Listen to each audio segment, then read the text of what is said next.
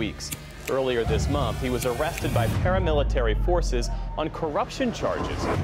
In my opinion, there needs to be a new equilibrium. Followed by thousands of arrests and a massive crackdown on his political party known as PTI. बड़ी inconsistent statements की वजह से और In my opinion, there needs to be a new equilibrium. What images do you have in your head when you hear the name Pakistan? I am aware of what you are thinking, but in addition to that, the country is currently experiencing a never-before economic crisis. The conclusion of an ever-worsening economic crisis is becoming more and more important. Pakistan's stability. The nation is in risk of defaulting due to its enormous external debt obligations amid skyrocketing inflation, political strife between Prime Minister Shehbaz Sharif's administration and the previous administration of Prime Minister Imran Khan, and rising terrorism. This burden has been made worse by the cancellation of Pakistan's $6.5 billion International Monetary Fund (IMF) program in 2019, as the global lender is dissatisfied with Pakistan's commitment to reform and capacity to secure funds to meet its obligations for external funding. Uncomfortably, Pakistan's official foreign exchange reserves, which are currently approximately $4 billion, are not enough to cover even 1 month's worth of import expenses. Pakistan's external debt and liabilities were $126.3 billion as of December 2022. The Pakistani government directly owes $97.5 billion of this debt to different creditors. The remaining $7.9 billion is due to multilateral creditors by government-controlled public sector companies. Only war-torn Afghanistan's economy is weaker than Pakistan's current GDP, per capita income, and GDP growth. Its unemployment and inflation rates are among the highest in the area.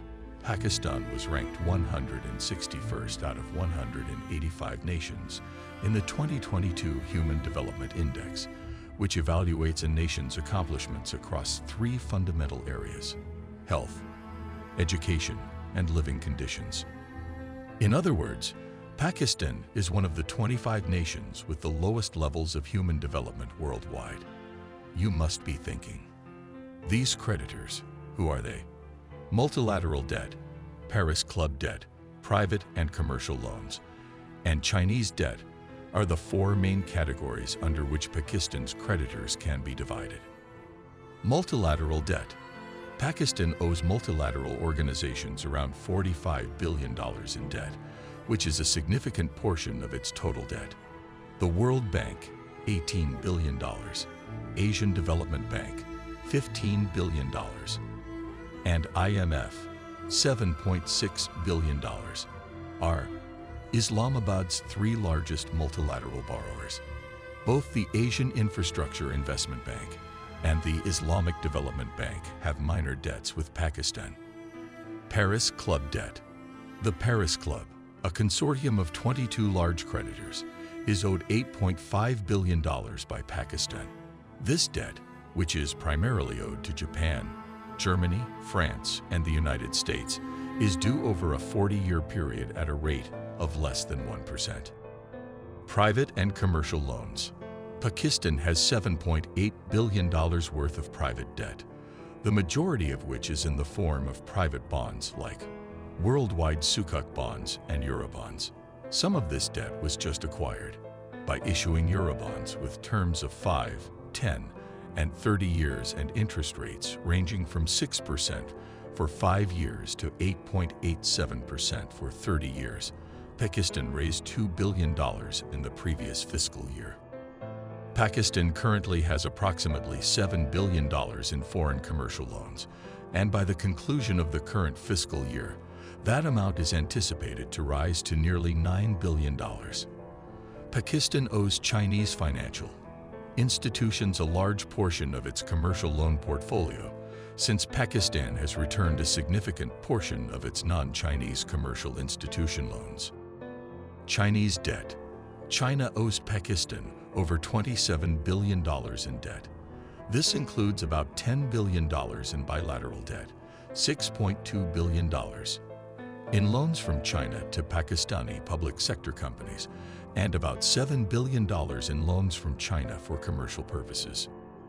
Additionally, Pakistan's central bank has received $4 billion in foreign deposits from China's State Administration of Foreign Exchange, SAFE.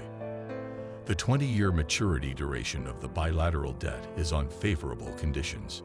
Pakistan owes $27 billion in debt in addition to having a currency exchange facility with China. Why was Khan arrested and how it affects country? According to the Pakistani government, he was detained for refusing to assist investigators in an ongoing corruption probe.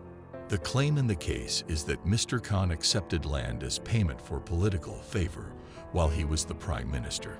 It centers on a British law enforcement agency's inquiry into laundered funds used by Pakistan's largest real estate magnate, Malik Riaz Hussain. According to reports, Mr. Hussain donated the property to the Al-Qadir Trust, which Mr. Khan's third wife, Bushra Bibi, founded. The land, according to Mr. Khan, who refuted the accusations, was donated for charity purposes. Mr. Khan has been charged in another graft case after his incarceration. This one claims he failed to declare the money he made from the sale of items he had acquired while serving as Prime Minister. In this case, Mr. Khan was accused for the first time during a hearing. He pleaded not guilty. Analysts predict that once he is in custody, judges may charge him with a number of offenses, a destiny he has frequently escaped by either skipping the appointment or showing up in higher courts while being closely watched only to request release. When he was eventually taken into custody, he was actually in court to get protection bail against arrest. Pakistan has been in a state of paralysis due to Mr. Khan's ambiguity for months. According to Mr. Khan's followers, the army has breached the red line set by the former Prime Minister himself, and Pakistan is seeing a period that has never happened before as public rage shifts against the army. The military issued a statement in which it declared that May 9 will be remembered as a dark chapter and threatened extreme reaction if demonstrators continued to target military and other state facilities. The 231 million-person nation with nuclear weapons is already struggling with skyrocketing food costs, a protracted economic crisis, and violent extremists. Elections that are scheduled for this year are also affected by the political impasse as negotiations with the IMF on a desperately needed bailout have stalled. Analysts contend that Mr. Khan's detention does nothing to alleviate the nation's escalating unrest and eliminates any possibility of a compromise between the former Prime Minister and the military or government. Prime Minister Shahbaz Sharif's 13-member coalition, which is now in power, claims to have nothing to do with the arrest, which was made in accordance with the law. Others, however, contend that Mr. Khan's detention favors the government since, if he is proven guilty, he would be permanently barred from running for office. Just like his athletic career, Mr. Khan's ascension to the top of Pakistani politics was swift.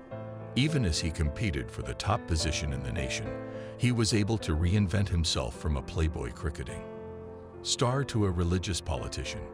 However, the army, which many people feel had sided with him on his way to become Prime Minister, despite protestations from both parties, appears to be on the opposing side now. What that means for Mr. Khan and Pakistan is still unclear because the country finds itself in uncharted waters. Thank you for watching our political video and engaging in this important discussion. We hope that this video has provided you with valuable insights and perspectives on the topic at hand. Remember, politics affects us all, and by staying informed and engaged, we can make a difference. Whether you agree or disagree with the viewpoints presented in this video, we encourage you to continue exploring different perspectives, conducting further research, and engaging in respectful dialogue with others. Our goal with this video was to foster understanding, encourage critical thinking, and promote constructive conversations. We believe that through open and respectful dialogue, we can work towards a more inclusive and equitable society. If you found this video thought-provoking or informative, we encourage you to like, share, and subscribe to our channel. Your support helps us continue producing content that sparks conversations and promotes awareness. Thank you once again for joining us on this journey. Together, let's strive for a brighter and more informed future.